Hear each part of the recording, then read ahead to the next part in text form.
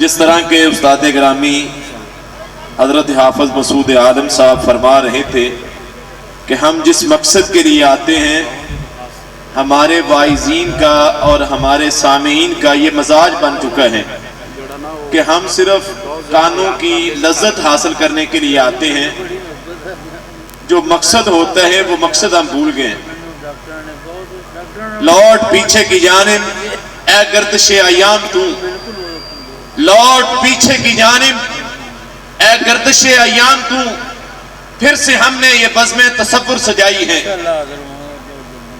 حضرات، ہمیں لوگوں کو دیکھ کے کچھ سلیقہ حاصل کرنا چاہیے۔ میں چند دن پہلے لاہور کے اندر ایک ادارہ ہے عروۃ الوثقیٰ، یوٹیوب کے اوپر، فیس بک کے اوپر آپ اس کا نام لکھیں، آپ کے سامنے پورا ان کا چینل کھلتا ہے۔ میں نے ایک فون ان کو کیا کہ ہم آپ کے ادارے کا وزٹ کرنا چاہتے ہیں۔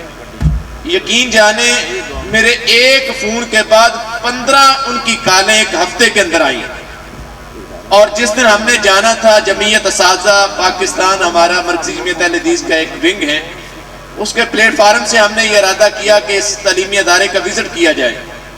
تو ہمارے انتظار میں ان کا ہیڈ اور ان کا پورا عملہ جو تھا وہ ریڈی کھڑا تھا، اور پورے ادارے کا انہوں نے وزٹ کرایا کہ ہمارے اس ادارے کے اندر عروۃ الوثقیٰ میں 17 سال کا کورس ہے، 17 سال بچے پڑھتے ہیں، اور 17 سال کے بعد 15 سال جو ہے وہ قوم ایران میں کے اندر جا کے بچے پڑھتے ہیں۔ آپ اندازہ لگائیں کہ وہ لوگ کیا بن رہے ہیں۔ ہمارے ملک کی میجورٹی جو ہے، جتنی بیوروکریسی ہے وہ ان کے ہاتھ میں ہے، اور ہم لوگ کہاں پہ کھڑے ہوئے؟ علم میں ہم پیچھے ہیں، اخلاق میں ہم پیچھے ہیں، علماء کی قدر میں ہم پیچھے ہیں، ہر وقت ہم ایک کو دوسرے کی ٹانگیں کھینچنے میں۔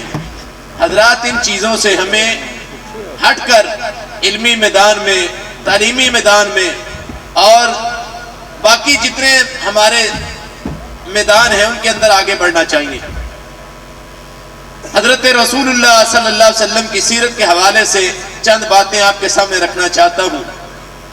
اللہ تعالیٰ نے 1,24,000 انبیاء اور رسول کو بھیجا، ان میں سے 313 کو اللہ نے رسول بنایا۔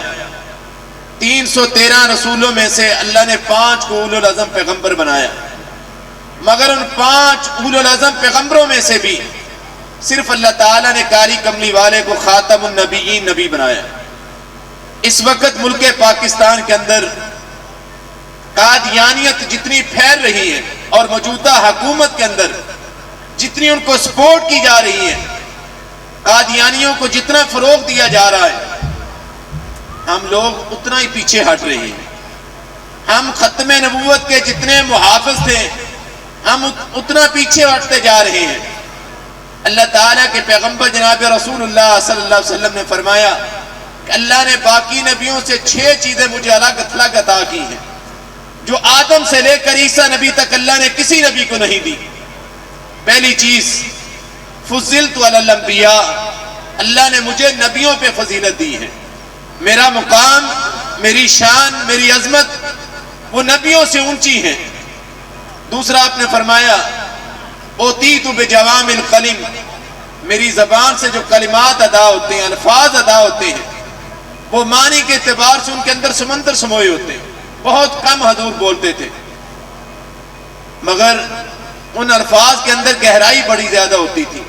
سمجھنے والا بڑا غور کرتا کہ حضور کیا فرما رہے ہیں، کیا بات ہے۔ اللہ اکبر۔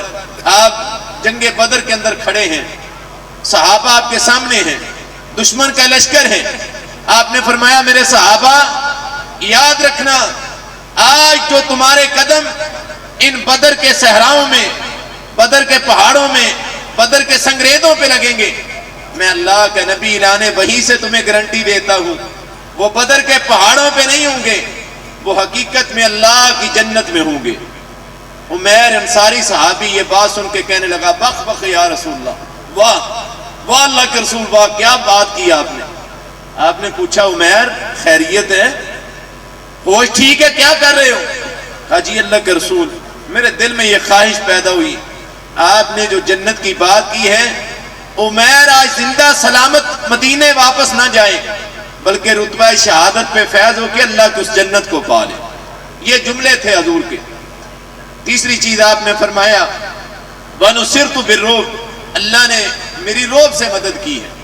1 مہینے کی مسافت پہ میں ہوتا ہوں، دشمن کے دل کے اندر اللہ رعب طاری کر دیتا ہے۔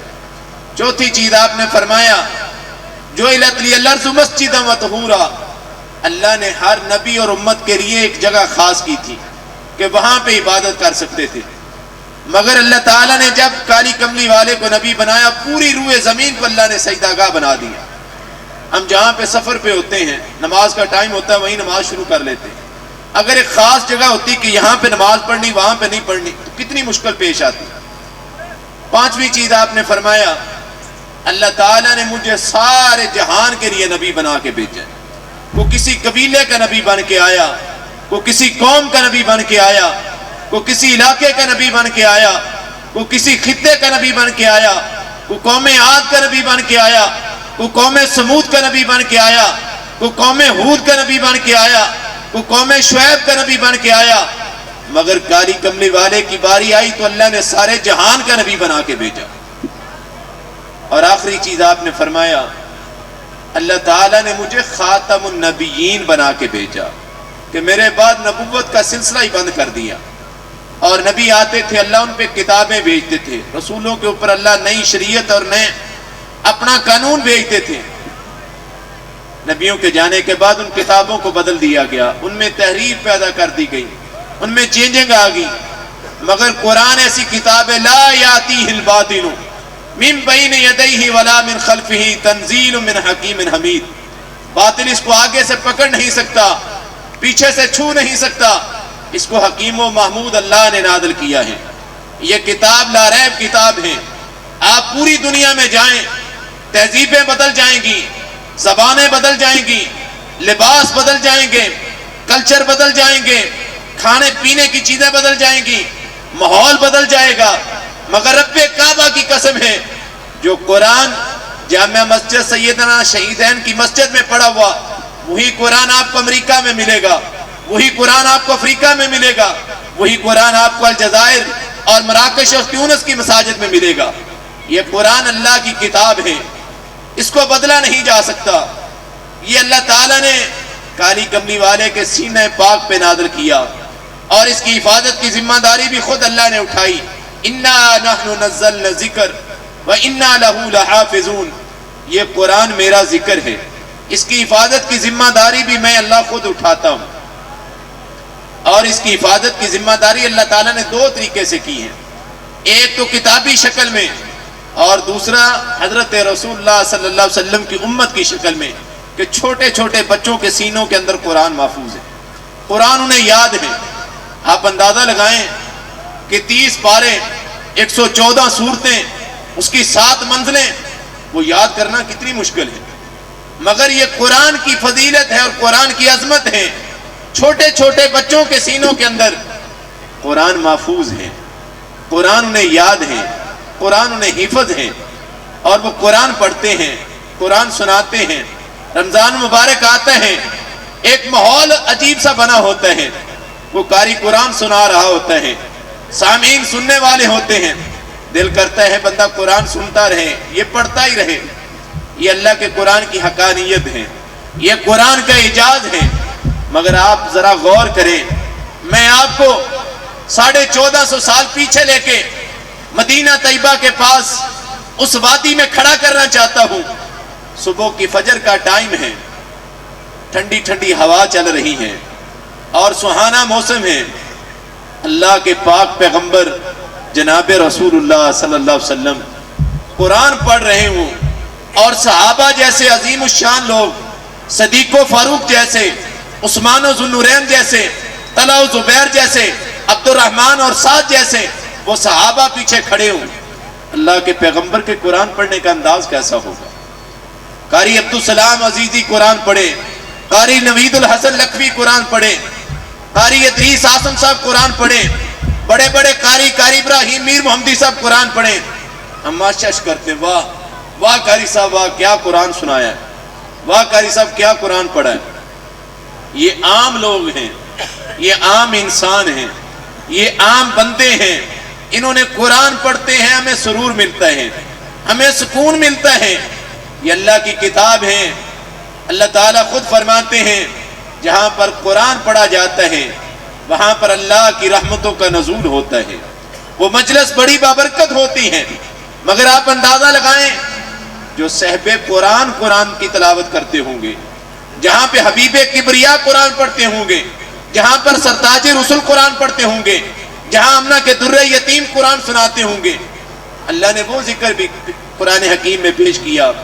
صحابہ تو قرآن سن ہی رہے تھے، مشرک کافر جنوں کا وہاں سے گزر ہوا، انہوں نے پہلی بار سرتاج رسل کی زبان سے قرآن سنا، اور قرآن سن کر وہ جن جو تھے کافر تھے، مشرک تھے، اللہ فرماتے ہیں وہ مشرک اور کافر جن قل اوحی الی انہ استمع نفر من الجن فقالوا انا سمعنا قرآنا عجبا، وہ اپنی قوم کے پاس دائی بن کر واپس گئے، اپنی قوم کے پاس مبلغ بن کر گئے، اپنی قوم کے پاس رشد و ہدایت دینے والے بن کر گئے، خود بھی مسلمان ہوئے، خود بھی قرآن کے عمل کرنے والے بنے، اور اپنی قوم کو بھی جا کے ڈرانے والے بنے۔ یہ قرآن کی تاثیر ہے، یہ قرآن کا ایجاد ہے، یہ قرآن کی عظمت ہے کہ اس قرآن کی برکت سے شرابی قرآن کے قاری بن گئے، گوار مہذب بن گئے،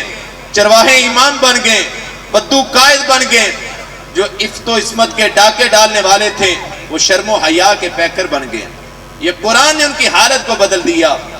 اسی لیے سرتاج رسول نے فرمایا لوگوں اپنے گھروں کو قبرستان نہ بناؤ، اپنے گھروں میں قرآن پڑھا کرو، سورہ بقرہ پڑھا کرو۔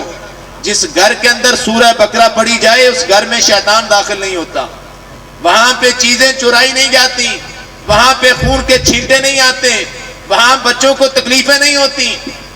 جہاں گھروں کے اندر ہر وقت گندے گانے چلتے ہوں، گندی فلمیں چلتی ہوں، اور آج تو فیس بک اور یوٹیوب ہر گھر کی روشن خیالی بن چکا ہے۔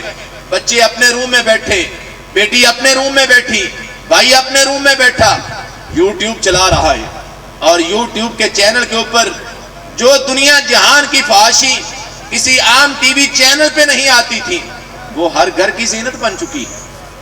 سرتاج رسول نے فرمایا لوگوں اپنے گھروں کو قبرستان نہ بناؤ۔ ہم نے اس قرآن کو اٹھا کر قبرستانوں میں لے جا کے پڑھنا شروع کر دیا۔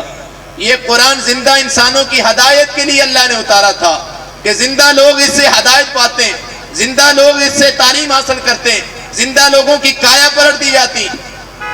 یہ قرآن ہی تھا جس نے خطاب کے بیٹے کو عمر جیسا بہادر جو تھا، جو جری تھا، جو دلیر تھا، جو اپنے بہنوئی سعید کو مار رہا تھا، جو بہن فاطمہ کو مار رہا تھا، اس قرآن کی برکت سے وہ فاطمہ کھڑی ہوئی، کہا عمر ہوش کر، کہا فاطمہ تم میرے سامنے بات کرتی ہے، میں عمر ہوں، کہا ہاں میں جانتی ہوں تو عمر ہے مگر میں قرآن پڑھنے والی ہوں۔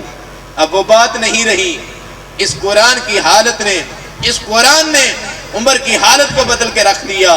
عمر اپنے آپ کو کھو بیٹھا، اور کھو نہیں بیٹھا بلکہ وہ عمر جو خطاب کا بیٹا تھا اللہ نے اس عمر کو اٹھا کر سرتاج رسول کا یار بنا دیا، سرتاج رسول کا ہمراز بنا دیا، اللہ کے پیغمبر کا ساتھی بنا دیا۔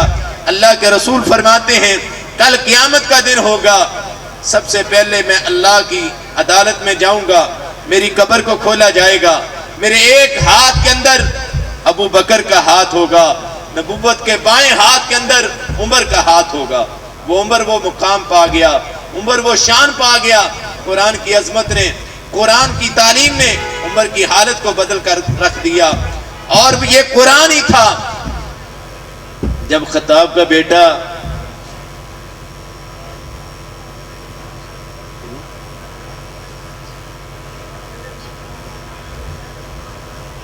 یہ قرآن ہی تھا خطاب کا بیٹا سرتاج رسول کے منبر پہ کھڑا واز کر رہا تھا، اور جمعے کا خطبہ تھا،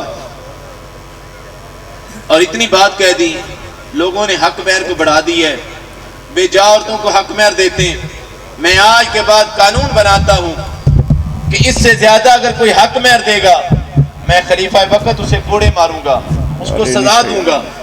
مدینے کی ایک عام عورت وہ مدینہ طیبہ کے گھر میں، مدینہ طیبہ کے رہنے والی اپنے گھر میں بیٹھی خطبہ سن رہی تھی، اس نے چادر سر پہ لی، مسجد نبی میں آتی ہے، خطاب کے بیٹے سے آ کے مخاطب ہوتی ہیں، ایوتین اللہ قنطار و یمن عمر، آسمان کا رب تو ہمیں خزانے دیتا ہے اور مسلمانوں کا امیر المومنین وہ چھینتا ہے۔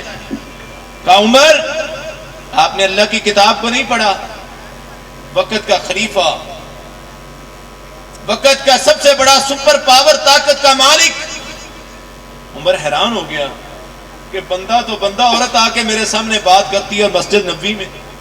کہا عمر اللہ تعالیٰ یہ فرماتے ہیں اگر تم ایک بیوی کی جگہ دوسری بیوی کو بدلنا چاہو، مرد نے اپنی پہلی بیوی کو حق مہر کے اندر خزانے دے رکھے ہوں، اس سے واپس نہیں لے سکتا۔ تم کون ہوتے اللہ کی کتاب کو بدلنے والے؟ تم کون ہوتے اللہ کی شریعت کو بدلنے والے؟ تم کون ہوتے اللہ کی کتاب میں تحریف کرنے والے؟ عمر نے جب آیت سنی سر جھکا لیا، لوگ بیٹھے حیران ہیں، خطبہ جمعہ ہے، مسجد نبی ہے، ممبر رسول ہے، وقت کا خلیفہ ہے، سپہ سالار ہے، مسلمانوں کا جرنیل ہے، رسول اللہ کا صحابی ہے، وہ صحابی جس کے بارے میں امام کائنات نے فرمایا تھا اللہ نے محمد کے بعد اگر کسی کو نبی اور رسول بنانا ہوتا وہ عمر بن خطاب ہوتا۔